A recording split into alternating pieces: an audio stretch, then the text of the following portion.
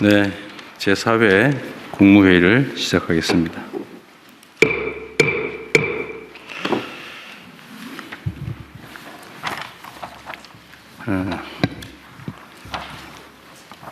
지난달에 수출이 1월 기준으로는 사상 최초로 600억 불을 돌파했다고 합니다.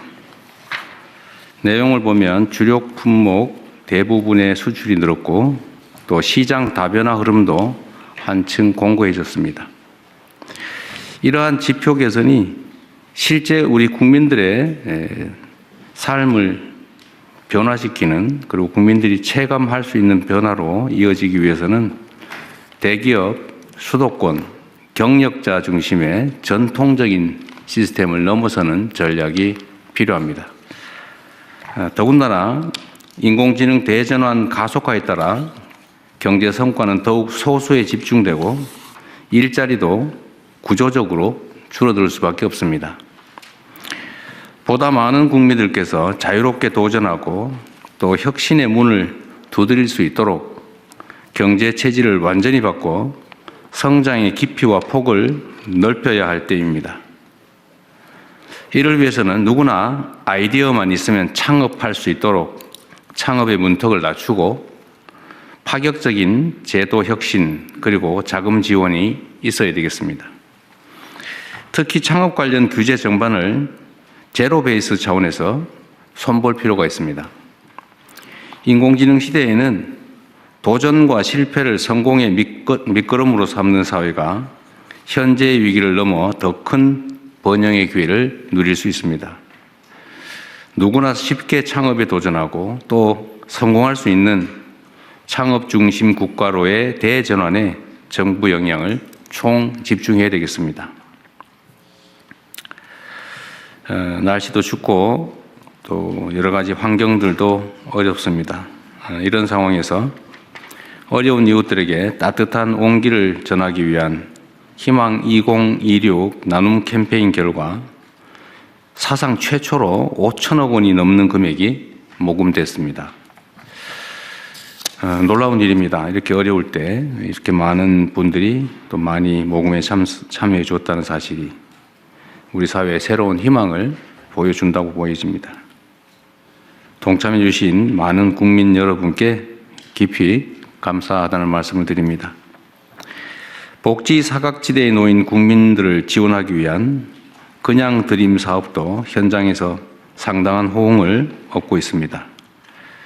혹시 그냥 드림 사업이 뭔지 모르시는 우리 국민들이 계실 것 같아서 간단히 말씀을 드리면 누구나 언제든지 최소한의 먹거리는 제공해 드린다, 그런 뜻입니다. 이 정책을 이제 구상하게 된 계기는 사실 배가 고파서 계란 한 판 훔쳤다가 구속된 사람들 이야기여서 그 단순한 한 끼 때거리가 없어서 이 범죄를 저지르고 또 그에 따라서 뭐 수사를 하고 구속을 하고 관리를 하는 이 엄청난 비용을 왜 드려야 되느냐. 그냥 계란 한 판 훔치는 대신에 한 끼 때울 수 있도록 우리가 음식물 제공을 하면 이런 사회적 낭비도 줄이고 또 불필요하게 누군가 처벌받는 그런 어려운 상황도 막을 수 있다는 생각에서 아무나 2만 원 정도 범위 내에서 식사할 수 있도록, 먹을 수 있도록 음식물을 그냥 제공하는 사업입니다. 뭐 처음에는 이렇게 하면 뭐 아무나 와서 뭐 벤츠 타고 와서 집어가고 그러지 않겠냐 이렇게 얘기했지만 혹시 그런 일이 있다 치더라도 그게 얼마나 되겠습니까?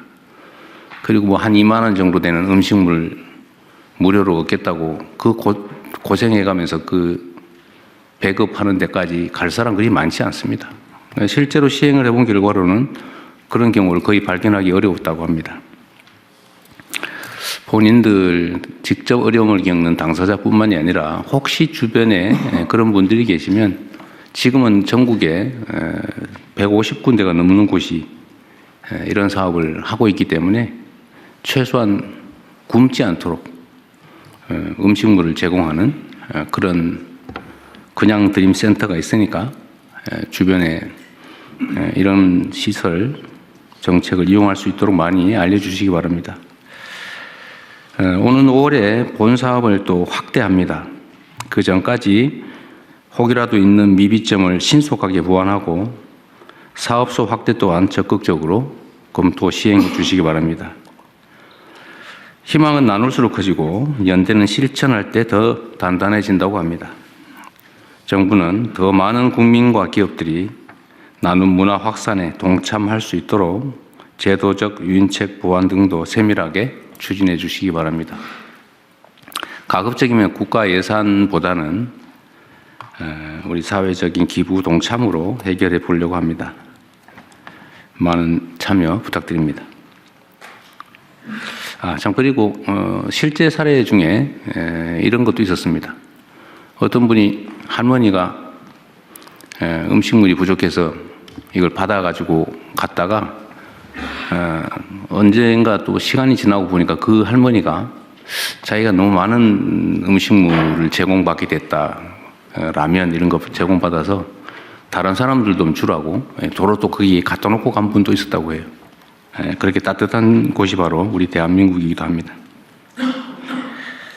고병원성 조류 인플루엔자 그리고 아프리카 돼지열병이 계속 발생하고 있습니다.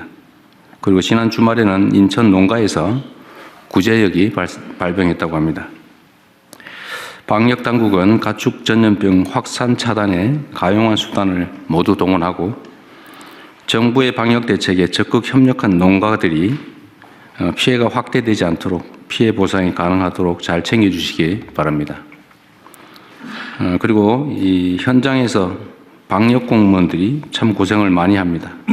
이 방역 공무원들의 안전에도 신경 써주시고 이들이 그 고통에 대해서 그 고생에 대해서도 보상받을 수 있도록 잘 챙겨주시면 좋겠습니다. 곧 설 명절이 다가오기 때문에 물가 안정에 총력을 기울여야 합니다. 정부는 주요 성수품 공급 확대와 농축산물 할인 지원 강화 등을 포함해서 적극적이고 선제적인 장바구니 물가 대책을 빠르게 집행해 주시기 바랍니다. 네, 이상입니다. 이후 회의는 국무총리께서 진행해 주시겠습니다. 네, 저도 한 말씀만 그러시죠. 드리고 시작하겠습니다.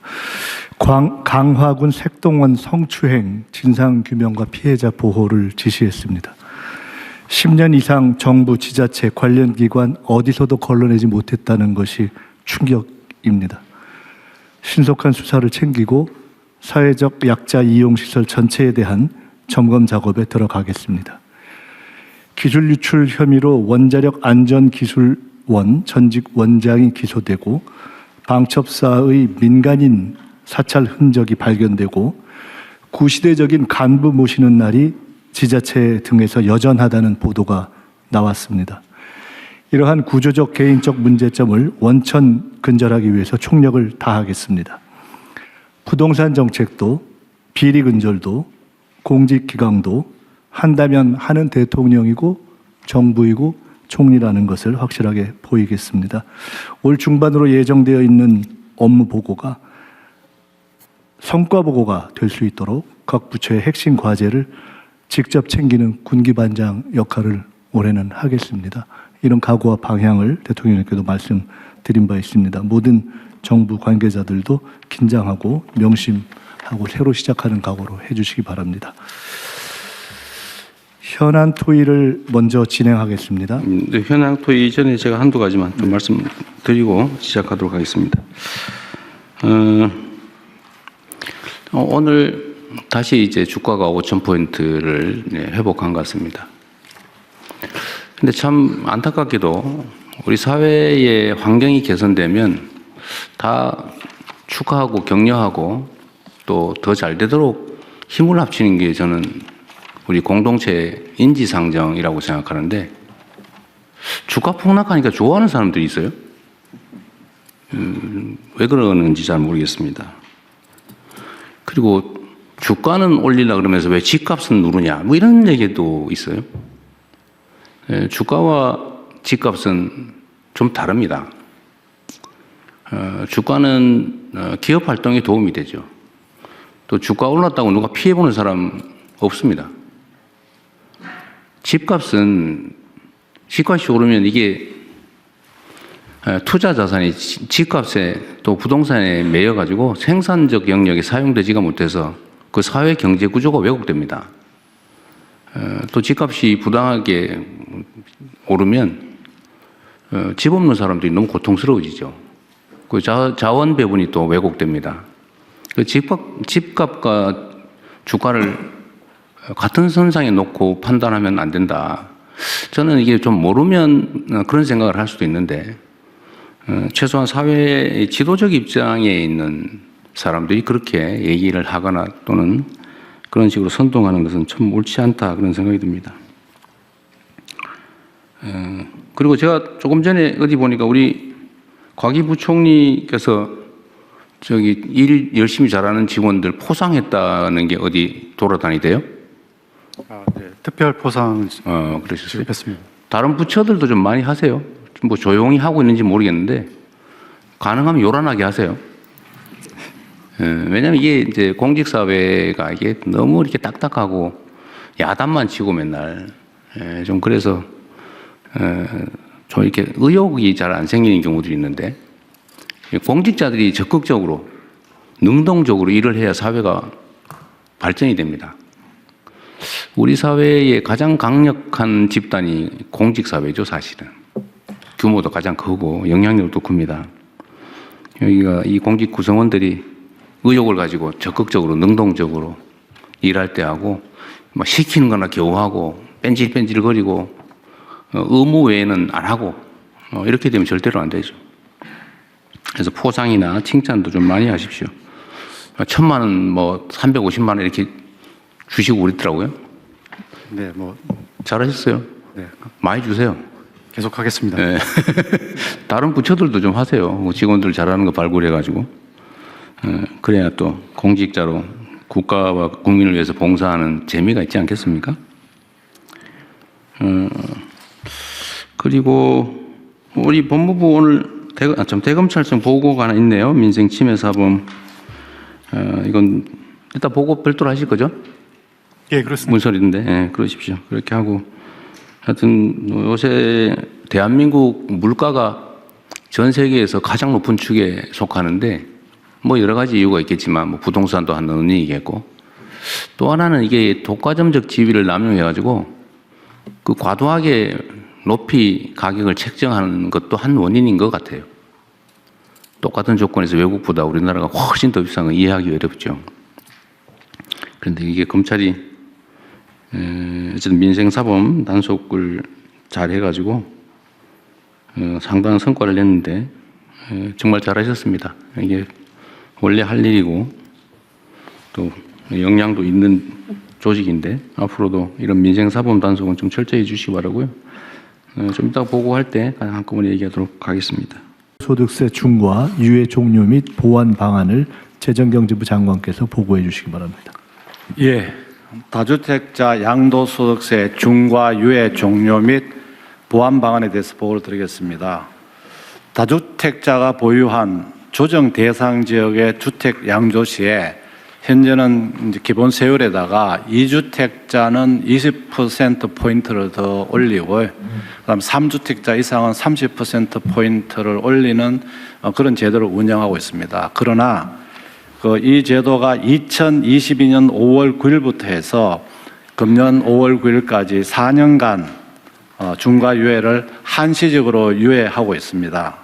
하지만 그동안에 저희들이 정책을 운영한 결과 정책 신뢰성은 제한되면서 또 비정상적 불공정한 형태의 어떤 그런 유발 현상이 나타났기 때문에 이제는 좀 정상화할 필요가 있다는 이런 생각에서 이번에 이제 중과 유예를 종료할 예정입니다. 그러나 지금 그동안에는 이제 부동산 거래 관행이라든지 또는 최근에 그 조정 지역을 확대한 경과 등을 감안해서 시장에서의 현실은 감안하면서 또 국민 불편을 최소화하는 방안을 저희들이 오늘 제안하고자 합니다.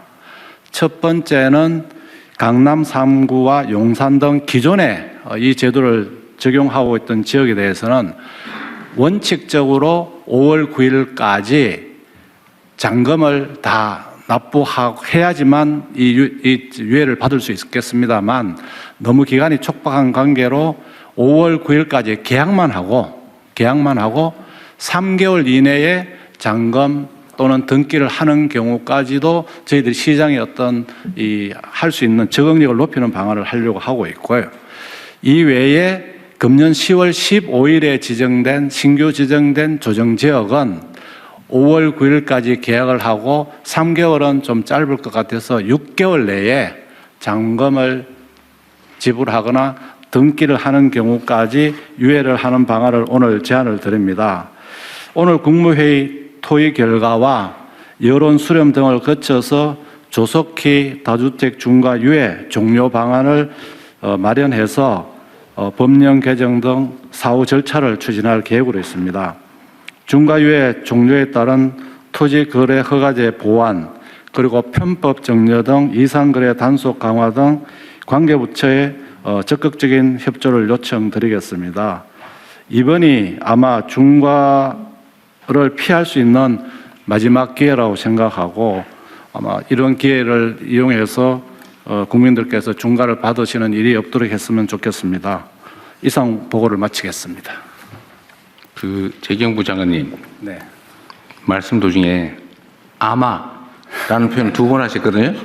예. 아마 없습니다. 아마 없습니다. 알겠습니다.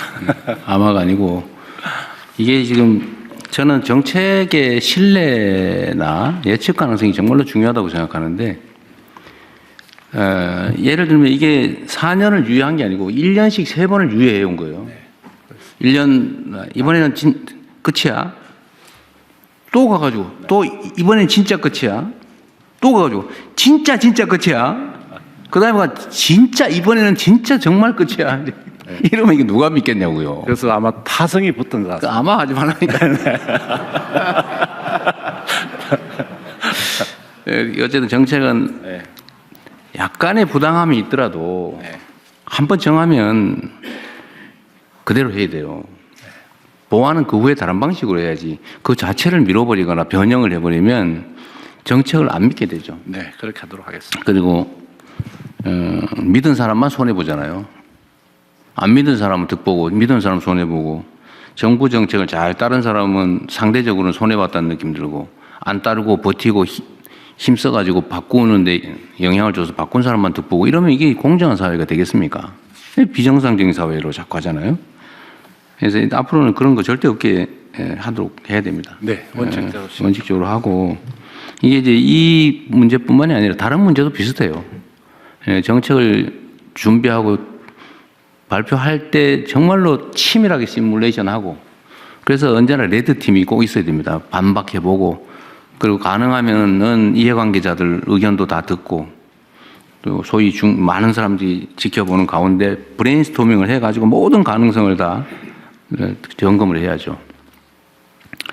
그리고 우리 사회는 부동산 투자, 부동산 거래와 관련해서는 정말 수십 년간 만들어준 신화가 있어요. 신화. 불패 신화. 그리고 여기에 또 너무나 많은 사람들이 또는 힘 있는 사람들이 이해관계를 갖고 있기 때문에 정책 변경이 너무 쉬워요. 그래서 사람들이 그렇게 믿게 된 겁니다. 이거 끝나면은 결국은 매물이 잠길 거고 매물이 잠기면은 매물을 팔게 하기 위해서 또 연장할 거고 뭐 이렇게 생각하잖아요. 지금도 사실 그 생각을 하고 있어요. 그리고 5월 9일 지나서 안 하면 어떡할 건데 버티면은 언젠가는 집 거래를 하기 위해서 또 뭐 풀어주겠지 이렇게 믿잖아요. 그래서 이 가능성을 원천적으로 봉쇄해야 됩니다. 그래서 제가 그 말씀을 드리는 거예요. 대한민국의 부동산 이 문제는 정말 이 사회 발전을 통째로 가로막는 아주 암적인 문제가 됐어요. 부동산 거래하는 사람이 나쁘다는 얘기 아닙니다. 그건 시스템이 사회가 그렇게 허용하니까 그렇게 하는 거예요. 근데 그 정책을 제대로 못 만든 또는 의지를 갖지 않은 그 결정권을 권한을 가진 사람이 문제인 거죠. 최소한 국민주권 정부에서는 그렇게 하지 않는다. 그리고 정책을 만들 때는 이 부동산에 대한 욕구는 워낙 강렬해서 구멍이 정말 바늘 구멍만한 틈새만 생겨도 그게 확 커져가지고 댐이 무너지듯이 무너진단 말이에요. 그래서 정책 입안 과정에서도 정말로 치밀해야 돼요. 알겠습니다. 완벽하다 싶을 정도로 치밀해야지 아마 이렇게 하면 안 돼요. 네, 알겠습니다. 그 절대 안 돼요. 아마. 예? 0.1%가 안 돼요. 완벽하게. 그래서 이 정책의 신뢰, 안정성이 꼭 담보돼야 되겠다. 그 말씀 드리고요. 그러면은 이번에 매물 잠기면 어떡할 거냐. 버티는 게 이익이냐, 아니냐. 이것도 합리적으로 판단해야죠. 지금 뭐 일부에서 정부에 관계된 사람들 중에 다주택 있는데 니그부터 먼저 팔아라고 시켜야 되는 거 아니냐 이렇게 얘기하는데 저는 이것도 문제가 있다고 생각합니다. 제가 예를 들면 누구한테 이거 팔아라고 시켜서 팔면 그거는 그 정책이 효과가 없다는 뜻이에요. 제발 팔지 말고 좀 버텨줘 라고 해도 팔게 상황을 만들어야죠. 그 시켜서 억지로 파는 거 의미 없어요. 아, 파는 게 이익이다. 지금 다주택을 해소하는 게 경제적으로 이익이다라고 합리적 판단이 가능하게 제도를 만들어야죠. 그런 제도를 만들 권한이 없거나 제도적 장치가 부족한 게 아니잖아요. 할 거냐 말 거냐만 남는 거지 얼마든지 할 수 있지 않습니까? 다만 이제 정치적인 정무적인 문제가 남겠죠. 그런데 대한민국에서 이 부동산 투기, 부동산 불로소득 공화국이라고 하는 것을 시정하는 것만큼 중요한 국가적 과제가 어디 있겠습니까? 그 이번에 안 하면 완전히 잃어버린 20년 뭐 이렇게 돼가지고 나라가 정말 심각한 위기에 처할 때, 즉 풍선이 터질 때까지는 그냥 그대로 쭉 달려갈 가능성이 높아요. 지금이라도 막아야죠. 그래야 피해가 최소화됩니다. 지금 단계에 할 수 있는 최선을 다하는 거고, 버티는 게 손해인 걸 설계를 해야죠. 네. 그거 할 수 있잖아요. 그죠? 네. 지금 규칙 따라서 하는 게 현실적으로 이익이라는 객관적인 믿음을 만들어야죠. 네. 그래서 이번에 또 했더니 또 안 되더라 이러면 이 앞으로 남은 4년 몇 개월 이 국정을 이끌 수가 없습니다. 그래서 반드시 이번에는 완벽하게 합리적으로 공정하게 제도를 설계하고 집행을 하도록 준비를 하시기 바랍니다. 네. 오늘까지는 어쨌든 만료를 하는데 계약한 원래는 잔금까지 내야 되는 거긴 하지만 5월 9일을 양보할 수는 없고 네. 5월 9일로 하는데 다만 시간이 너무 짧고 정부에서 이렇게 앞으로 뭐 또 연장하겠지라고 이렇게 부당한 믿음을 갖게 하는데 책임이 있습니다. 이때까지 계속 그랬으니까요. 네. 앞으로도 연장할 가능성이 있다고 믿게 만든 정부가 잘못이 있으니 이번에 한해서 계약한 거는 인정해 주자. 그때까지. 네. 그리고 기존의 것은 3개월. 그러니까 8월 9일까지. 네. 그다음에 작년에 새로 조정 지역으로 편입된 지역은 기간이 짧으니까 거기는 11월 9일까지 6개월까지 잔금이나 중도금을 잔금 내고 등기 내면 네. 면제 중과세 면제해 준다. 어쨌든 그렇게 하시고요. 앞으로는 아마는 없다. 네. 확실하게. 확실하게. 들어가자. 네. 알겠습니다. 그리고 이 과정에서도 어쨌든 요 5월 9일까지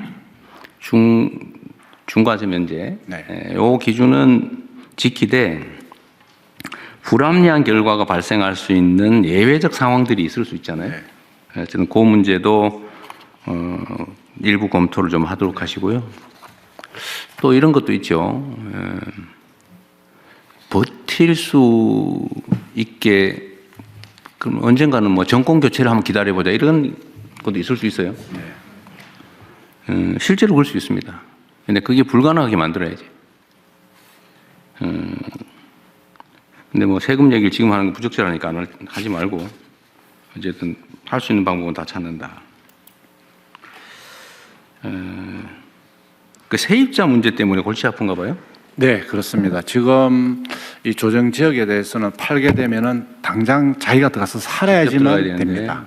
그런데 세입자가 있는 경우에는 이 세입자가 있게 되면 당장 들어가서 살 수 없게 됩니다. 그래서 그런 부분도 지금 살고 있는 세입자의 임대 기간까지는 뭐 예외적으로 한다든지 해서 그 이유는 반드시 들어가게. 어쨌든 5월 9일까지고 네. 무조건 5월 9일까지인데 세입자들이 6개월 안에 못 나갈 상황 또는 3개월, 6개월 안에 못 나갈 상황 그런 경우에 대한 보완 방안. 대안은 한번 검토를 해보시죠. 네, 그렇게 하겠습니다. 그러나 5월 9일은 변하지 않는다. 네. 네.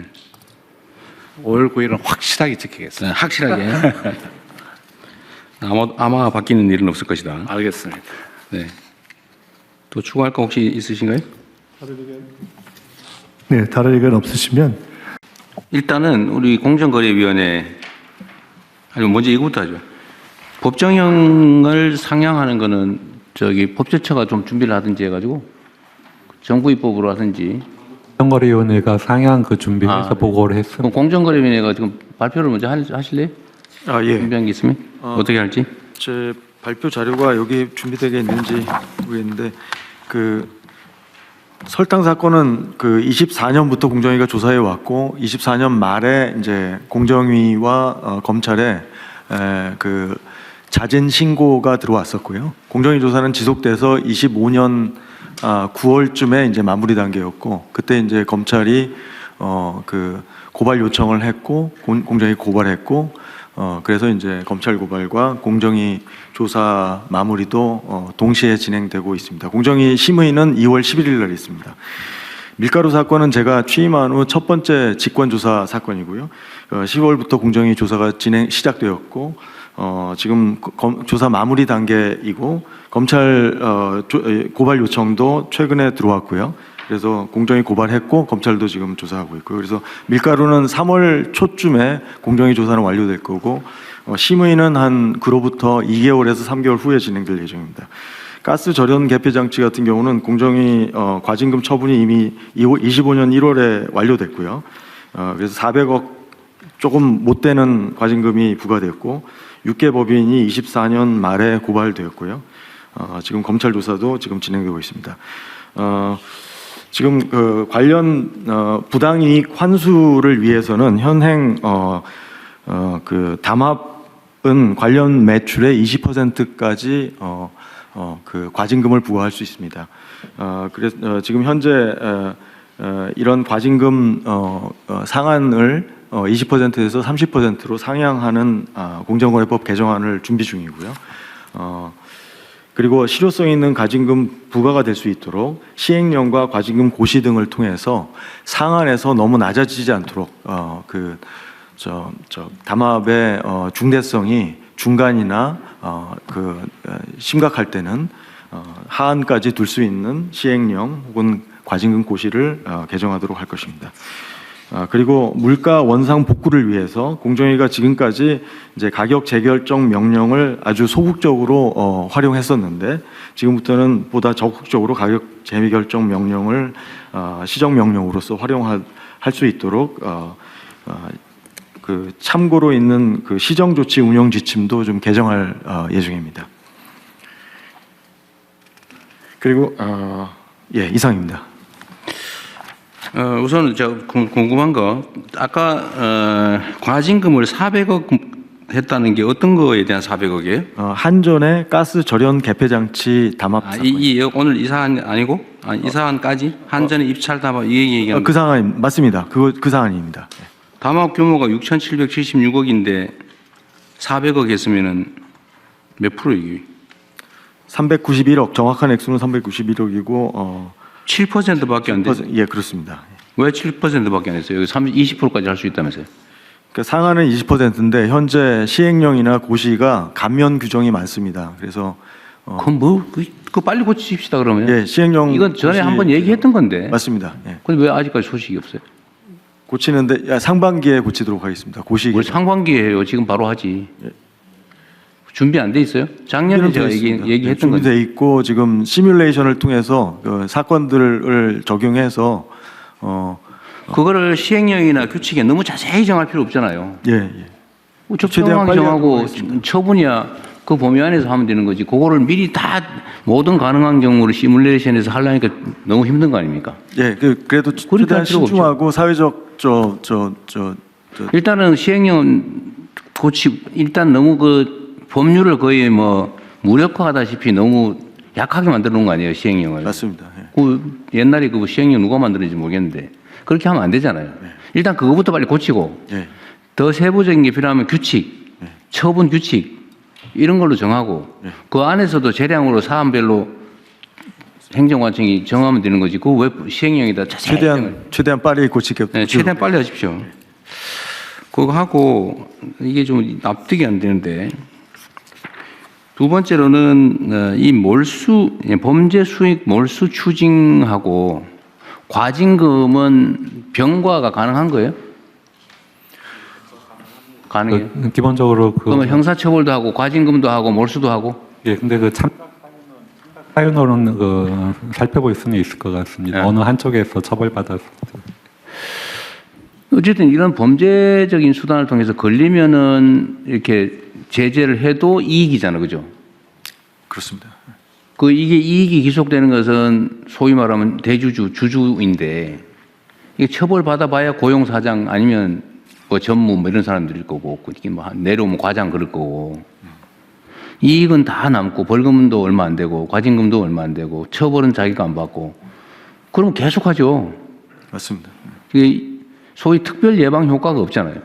일반 예방 효과도 없고. 그래서 저 사례를 보고 이거 하다 우리 큰일 나겠다. 진짜 회사 망할지도 모르겠다. 이런 생각이 들어야 예. 안 할 거 아니에요. 그게 일반 예방이죠. 예. 예. 그리고 한번 저지른 사람이 다시 하면 이제 큰일 나겠다라고 해 다시 안 할 거 아닙니까? 근데 지금 재범도 많다는 거잖아요. 맞습니다. 제가 보기에도 재범할 것 같아요. 재범하는 게 훨씬 이익인데. 어쨌든 이런 점들을 고려해서 엄정하게 좀 규정도 만드시기 바랍니다. 네. 그다음에 공정위가 지금 어쨌든 이게 검찰도 그러고 애썼는데 이거 한 번 하는데 뭐 몇 달씩 걸리고 이런다는 거 아니에요, 쉽게 말하면. 맞습니다. 인력도 많이 들고. 예. 인력을 늘려야죠, 그러면. 예. 예. 인력을 늘려서 대대적으로 단속을 수사를 하고 처분을 제대로 하고 이러면 이제 줄어들 테고 그러면 사실 그때는 인력을 좀 줄여도 되죠. 예. 지금 온 세상이 이 위반 투성이라 예. 그 걷어내려면 초기에는 에너지도 비용도 인력도 많이 들거든요. 예. 그래서 제가 많이 뽑으라고 하잖아요. 예. 맞습니다. 어쨌든 인력도 늘리시고요.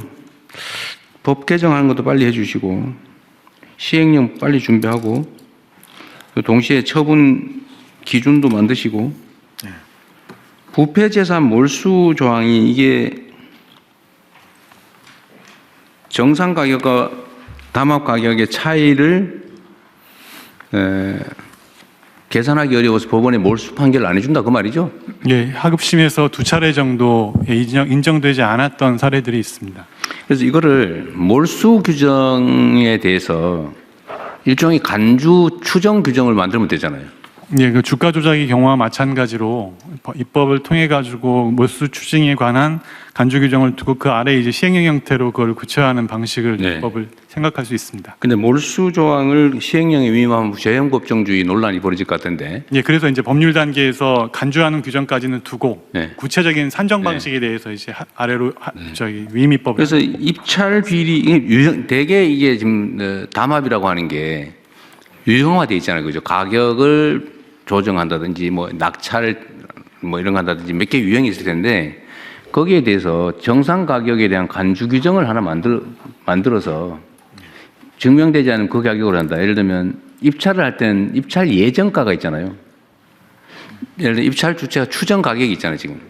그거하고 실제 낙찰 가격하고 차이를 뭐 한다든지 뭐 또 충분히 있을 수 있을 것 같아요. 뭐 그거라든지 그 가격을 산정할 때 같이 올렸다 이런 거는 예를 들어 일반 물가 상승률에 준해서 일정한 기준을 만들고 그거를 벗어난 거는 저 담합에 의한 것이다라고 간주하는 걸로 그런 조항 만들면 될 것 같은데. 예, 그것도 고려해 보겠습니다. 네, 어렵더라도 예. 일단은 하고 나중에 보완을 하든지 해야지. 그 고민하다가 세월 다 보내고 그러면 안 돼요. 그러니까 공정위 규정이 어떻게 보면은 부당이익 환수를 좀 추정에 근거해서 법이 만들어져 설계되어 있습니다. 관련 매출의 30% 혹은 20% 이런 네. 추정에 의한 부당이익 환수인데 이 규정으로 부당이익 환수가 부적절하게 되었다라고 판단될 때는 방금 말씀하신 가격 추정 요건을 활용할 수 있을 것 같습니다. 그러니까 그 과징금 규정은 약간 약간 추상적이거나 예. 또는 뭐 합의 규범으로 정해도 되는데 몰수 규정은 형사처벌이라서 법에다 엄격하게 최대한 확정해놔야 될 거 아닙니까? 그렇습니다. 그것도 고민해서. 예. 그리고 검찰도 그렇고 경찰은 이런 담합 수사 안 합니까? 예, 그 공정거래법에 현재 공정거래위원회에서 검찰총장에게 고발해야 한다 이렇게 규정이 돼 있어서 그 주로 공정거래위원회에서 검찰에 고발을 하고 있습니다. 이 규정도 수사 기소 분리 원칙에 의해서 이 규정도 이제 손봐야 될 그런 조항인 것 같습니다. 근데 이런 부분에 대해서 전혀 논의가 안 되고 있는 것 같던데요. 이런 검찰에게 고발하는 조항이 많잖아요. 예, 이거 말고도 예, 많이 있습니다. 그거에 대해서 법무부에서는 뭐 준비하기 있는 게 있어요? 예, 어쨌든 이건 그 형사법 개정하면서 특사경 지휘와도 관련이 되어 있고요. 어떤 검찰만 수사할 수 있는 것들이 몇 개 있기 때문에 다 함께 손봐야 됩니다. 더불어서 제가 대통령께 좀 말씀드리고 싶은 것은 지금 이 담합 문제에 관련해서는요. 저희가 2021년도 이후에 자체 조사한 바에 의하면은 이 외국의 추세는 법인보다도 개인 고발이 더 많습니다. 경쟁법에 있어서 부당 경쟁이라든가 불공정 행위에 관련해서는 미국이 가장 발달했는데 개인 고발이 훨씬 많은데 개인이 고발하는. 아니 개인 고발 법인의 대표자 실행하는 개인을 저희 처벌하는. 공정위에서는 2021년도 이후에 거의 개인 고발을 하지 않고 있습니다. 근데 법인에 대해서는 뭐 과징금을 낸다든가 상한 2억 정도의 벌금 갖고는 아무 의미가 없거든요. 그렇기 때문에 거기에 이 행위를 한 개인들 뭐 그게 실제 오너가 아니라고 하더라도 대표자라든가 실행행위에 가담한 계획 모의한 자들을 처벌해야 되는데 그 처벌이 없습니다. 나중에 법인만 고발하고 나서 나중에 검찰에서 개인 고발해라 고발 요청해 우선 그때나 고발하고 있거든요. 지금 뭐 그 다음에 가장 큰 게 뭐냐면 공정위에서 열심히 하고 있는데 2021년도 이후에 공정위 고발 사건 중에서 조사 기간만 보통 뭐 1년 반 내지 4년까지 걸리는 게 있습니다. 근데 이게 3년 이하 징역이기 때문에 공소시효가 5년입니다. 5년 다 돼갖고 된 게 대부분입니다. 이 두 건도 마찬가지입니다. 그러니까 거의 다 넘어간다고 그냥 예, 제가 조금 보완해서 말씀드리면 맞아 말씀하시고 가십시오. 그래서 그 부분에서도 사건 기간이 굉장히 고질적으로 장기화되고 있다. 그다음에 공소시효 임박해갖고 고발한 경우가 많다. 그렇게 있고요. 지금 뭐 공정위원장은 뭐 조사를 여기 나온 것처럼 담합이 지금 오랫동안 됐었는데 강제수사 이 표 보면 나오세요. 강제수사 지금 보여주시면 게시일 중에서 수사 기간은 대개 뭐 얼마 되질 않습니다. 실제로 굉장히 급박해갖고 저희들이 수사를 했는데 이 자체 촉발하고 하는 게 이 리니언시 때문에 면책 조항이 있어갖고 다른 경쟁사에서 조그만 경쟁사에서 자체 제보를 검찰에 한 겁니다. 검찰에 같이 한 게 아니라. 그리고 나서 검찰에서 이 설탕 담합 같은 경우는 3번이나 고발을 하라고 요청을 한 겁니다. 그래서 이게 고발이 된 거기 때문에 이 과정에 있어서 정말 신속하게 처음부터 개인까지 같이 고발하고 그다음 처음부터 이게 경찰이라든 검찰이라든 간에 긴밀하게 협조하지는 안 됩니다. 워낙 이게 압수수색할 양들이 굉장히 방대하거든요. 그리고 조사해야 될 게 많기 때문에 그런 면에서 이 조사라든가 공정위 조사와 검찰이든 경찰이든 초기부터 협력 단계 그런 구조가 좀 만들어져야 됩니다. 현재 그게 없습니다. 예, 공정위원장. 예, 뭐 지금 검찰에서 적극적으로 개인 고발을 하게 된 것에 대해서 저는 뭐 잘했다고 판단하고요. 그리고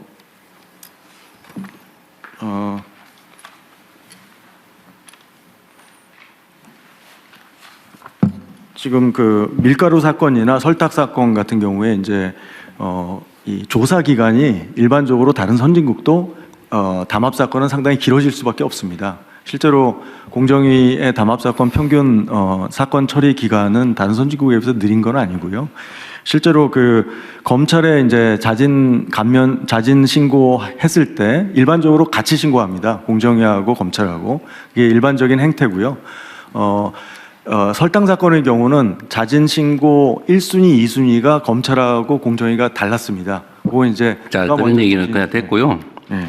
하여튼 이 고발 문제도 범죄를 저지르면 원칙적으로 아무나 체포까지 할 수 있는 게 형사소송법의 대원칙인데 왜 공정거래 사건은 누군가가 꼭 고발해야 되고 고발 안 하면 수사도 못하고 기소도 못하고 처벌도 못하고 그게 말이 이상하지 않아요?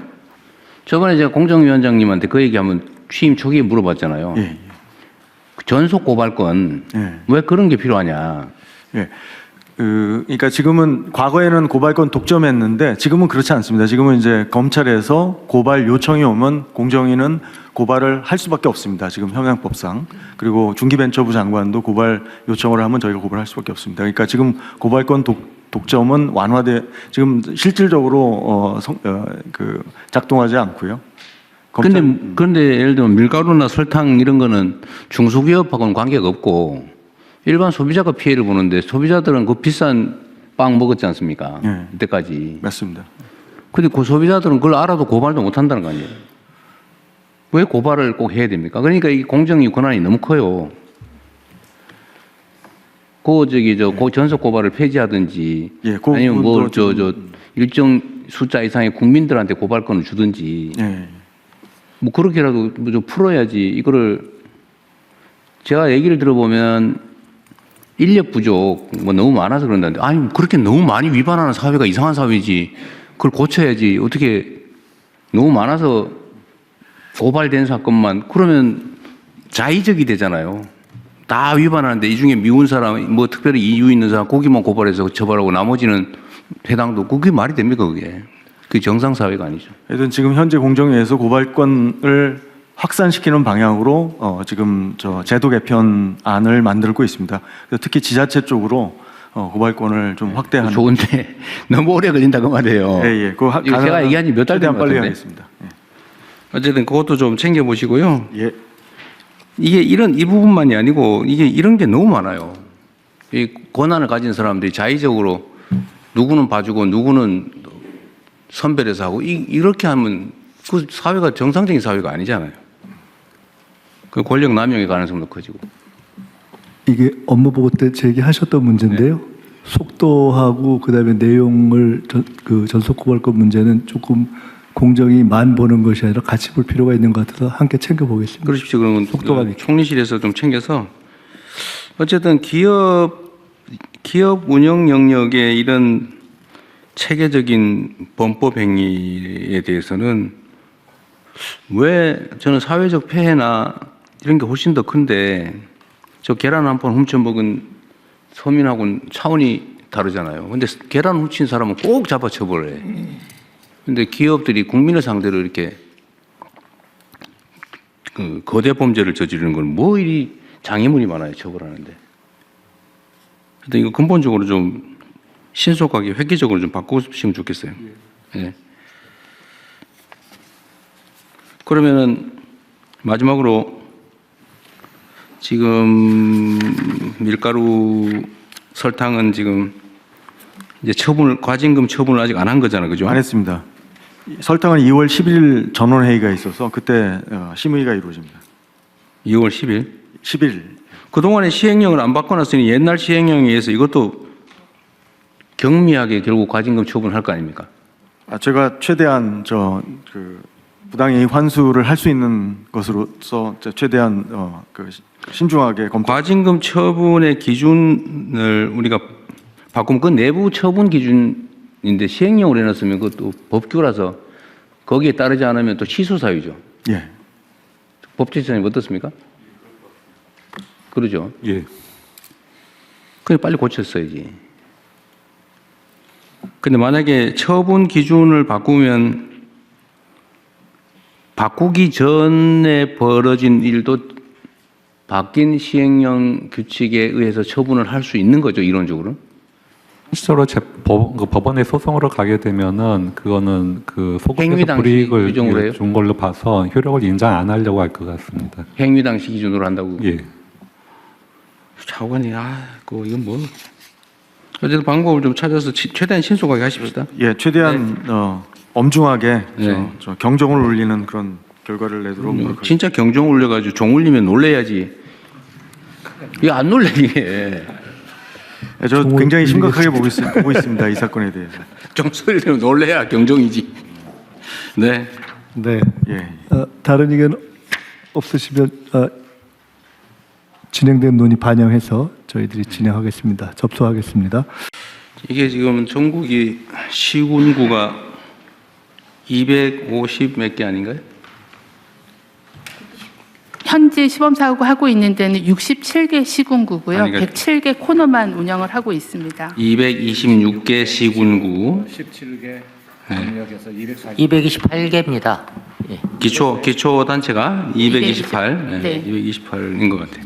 67개만 하고 있다는 거 아니에요 지금? 네.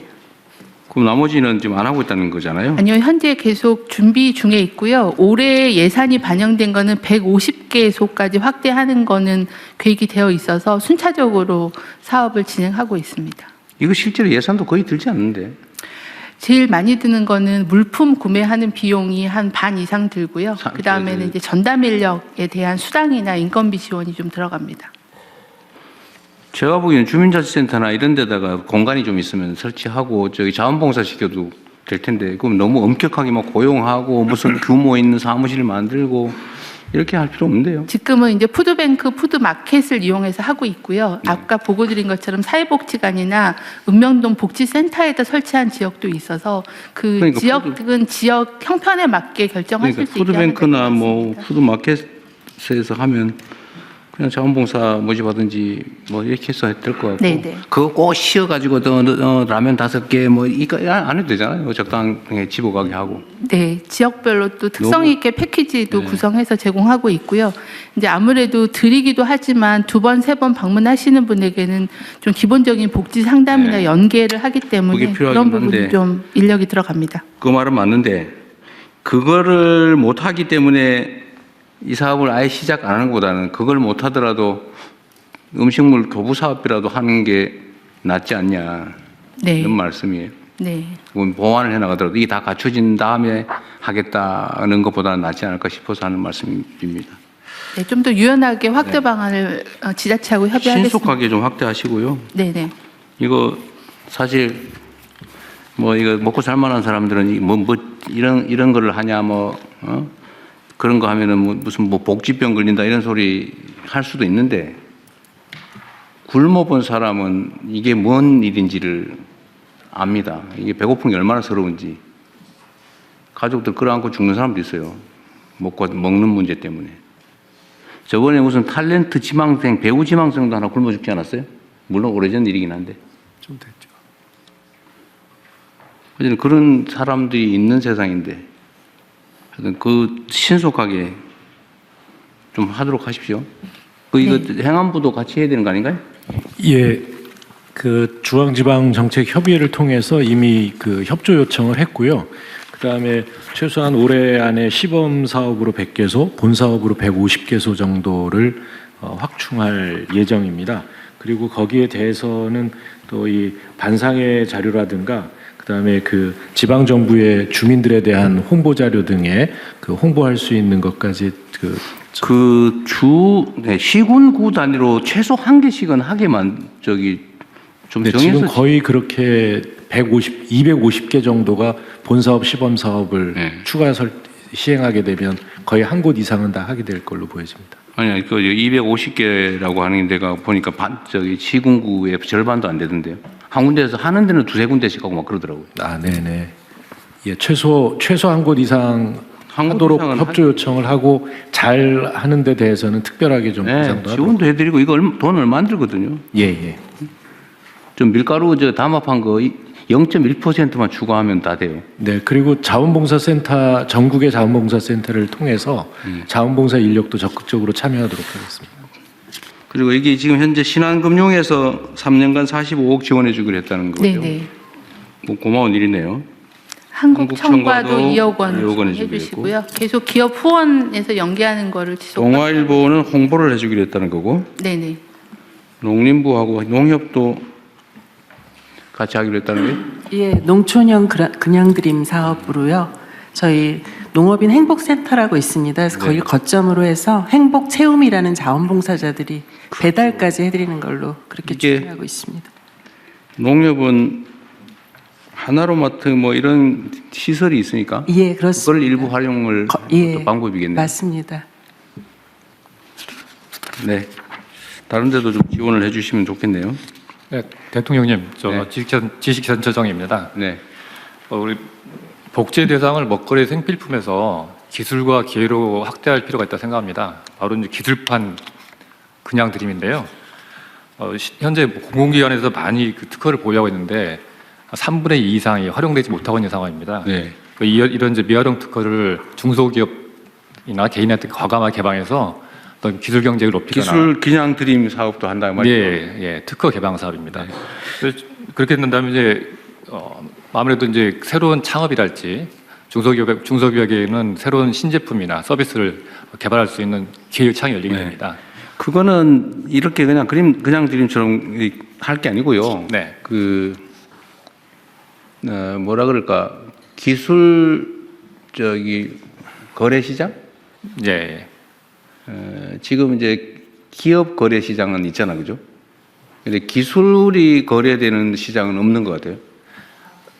기술 거래 시장은 그 기술 보증 기금이 만들어 놓은 데가 있어서요. 거기서 거래가 일어나고 있거든요. 근데 그거는 이제 이걸 팔아서 돈을 벌겠다는 사람들만 모여 있는 걸 테고. 네. 지금 저 주식거래처 처장님 말씀은 사실상 사장돼 있는 온갖 아이디어, 뭐 실용신안이나 이런 것들도 있는데 그 중에서 동의를 받아가지고 그냥 쓸 사람 써라라고 개방해줄 수 있다는 거잖아요. 예, 공공기관이나 대기업들 같이 예를 들면 무상거래 영역, 유료거래 영역 이렇게 나눠서 해도 되고. 네, 그걸 확대하도록 해보시죠. 네네 말씀하신 것처럼 무료도 들어오면 훨씬 더 활성화될 것 같습니다. 상위에서 확대하겠습니다. 대통령님,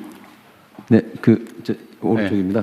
저희 생각에는 여기 신한은행이 참여만 돼 있다고 하는데 이게 자발성을 전제로 해서 다른 은행이나 대기업들, 뭐 은행연합회나 환경위원이나 상위 등 통해서 자발성을 전제로 해서 어떤 사회적인 그런 기관들이 좀 참여할 수 있는 방안을 한번 같이 강구하면 좋을 것 같은 생각이 산업부 듭니다. 장관님은 세상이 험한 걸 잘 모르시는 것 같은데 그거 하면은 지금 현재 검찰의 입장에 의하면 제3자 뇌물죄입니다.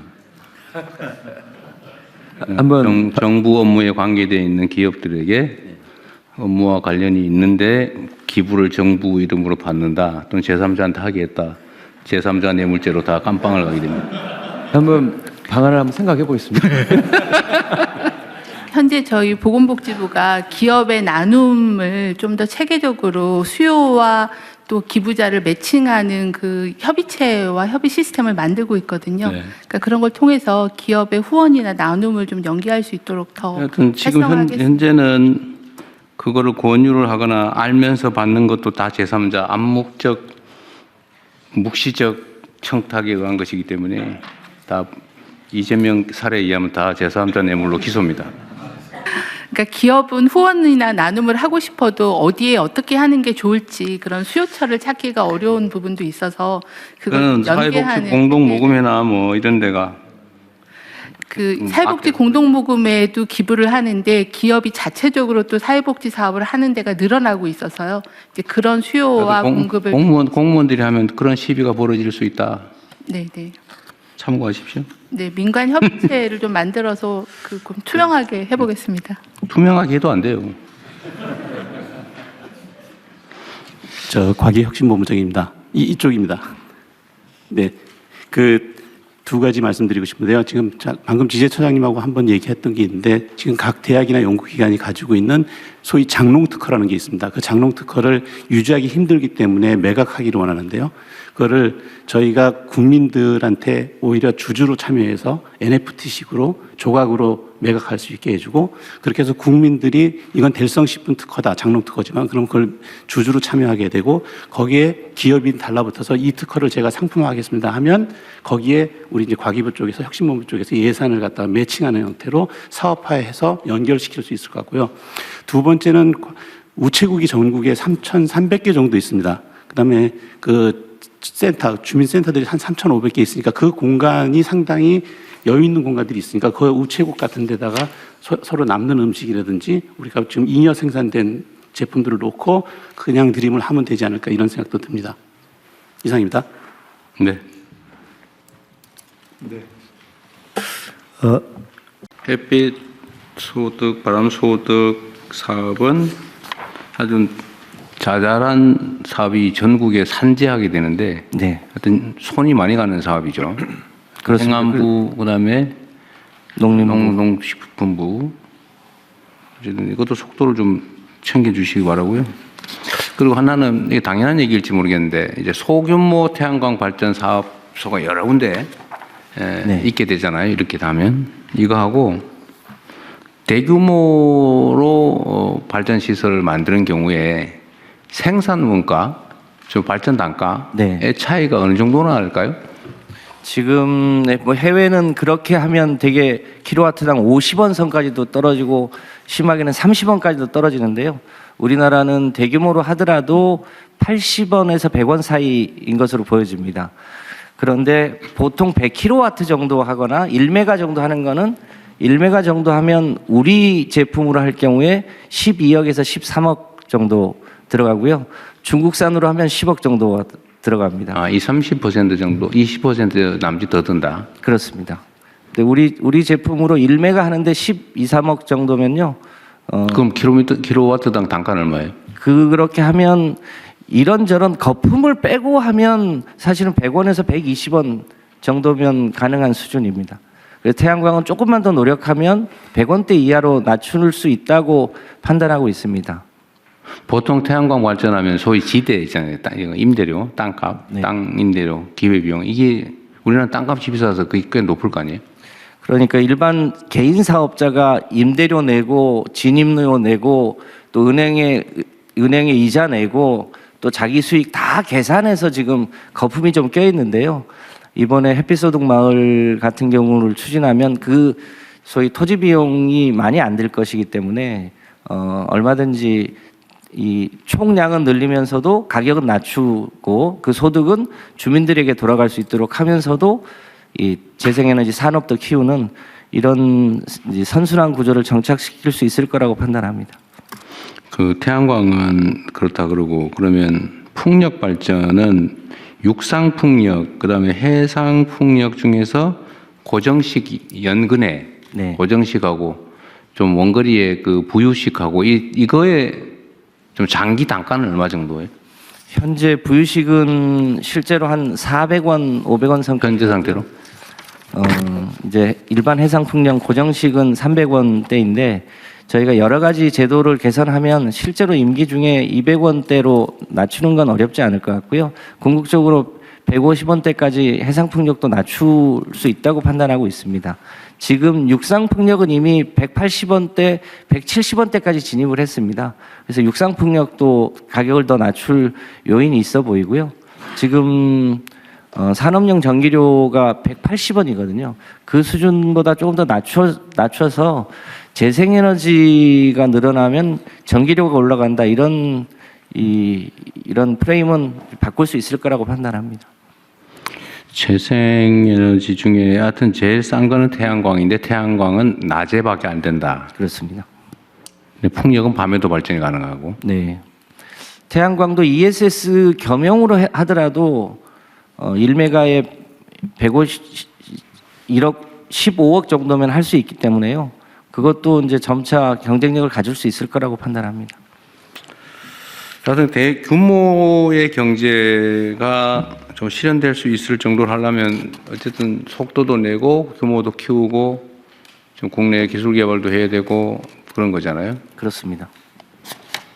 그다음에 국내의 재생에너지 생산 지역에서 원거리 송전 비용이 또 많이 들기 때문에 가능하면 해당 지역에 산업을 유치하되 송전 비용을 뺀 좀 낮은 전기료를 공급해야. 네, 송전 비용과 국가 균형 발전 지수와 에너지 집중도 이런 걸 고려해서 소위 지역별 전력 요금을 차등하는 것은 지금 설계 중에 있는데요. 충분히 가능할 것으로 판단하고 있습니다. 좀 이렇게 무지한 질문일지도 모르겠는데 몇 군데 물어봤는데 다들 잘 대답을 못해서 그런데요. 예를 들면 만약 신안에서 바닷가에 염전하고 뭐 이런 데서 태양광 발전을 해서 해당 지역에 있으면은 아까 얘기한 대로 한 뭐 100원 미만인데 만약에 그거를 송전망을 만들어 가지고 수도권까지 끌고 올라와서 쓴다고 할 때 그때는 송전 비용이 예를 들면 그 송전 시설의 감가상각비도 있을 거고 그죠? 그다음에 뭐 송전 자체에 드는 비용 관리비 이런 것도 있을 텐데 또 누전되나요? 중간에 손실도 있을 거 아니에요? 네. 하여튼 그런 계산하면 가격 차이 얼마쯤 날 수 있어요? 그냥 추상적으로 정확하게는 안 나올 테고 하지. 대략 1-20원 정도는 킬로와트당 1-20원. 네. 근데 그거 엄청난 차이입니다. 20% 한 15% 정도 비용이 추가된다. 즉 가격 차이는 15% 이상 날 수 있다 그런 얘기네요. 그럴 수 있습니다. 실제 비용만? 네. 그냥 참고로 물어봤습니다. 네, 의안 심의로 들어가겠습니다. 심의 전에 통일부 보고사항은 아닙니다만 지역 통합 관련해서 한 가지 보고드리겠습니다. 대통령님께서 오랫동안 일관되게 5극 3특 지역 균형 발전 이걸 국가 목표로 제시한 효과로 연초부터 전국적으로 지역 통합의 큰 흐름이 만들어지고 있습니다. 전남 광주 통합선언에 이어서 어제 전북특별자치도에서 전주 완주 기초단체 통합 선언이 있었습니다. 전주 완주 통합은 지난 30년 동안 수건이었습니다. 근데 번번이 3번 실패했었는데 대통령 덕분에 어제 완주 지역구를 갖고 있는 안호영 의원이 결단하고 전주 국회의원들이 함께 통합 선언을 했습니다. 때 맞춰서 어제 총리께서 5극 광역 통합에 대한 지원에 비춰서 3특에 대한 통합에 불이익이 가지 않도록 하겠다 하는 정부 방침을 하셨는데 지역에 기대가 큽니다.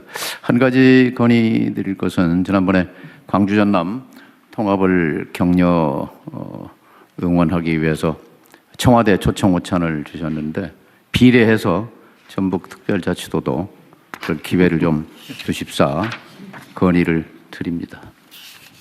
네. 어떻게 주시겠습니까? 나중에 판단해 볼게요. 네, 진행하겠습니다.